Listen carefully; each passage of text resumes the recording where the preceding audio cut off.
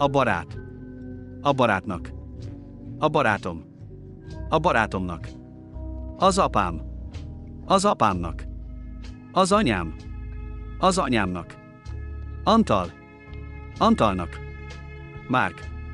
Márknak. Vera lánya. Vera lányának. Kati szomszédja. Kati szomszédjának.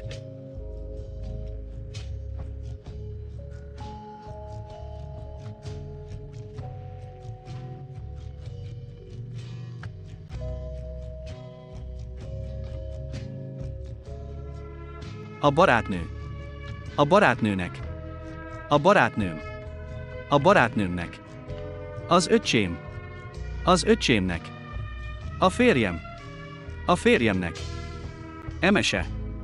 Emesének. Péter. Péternek. Zita sóbornője. Zita sóbornőjének. A szomszéd felesége. A szomszéd feleségének. Nekem. Neked. Neki. Önnek. Magának. Nekünk. Nektek. Nekik. Önöknek. Maguknak.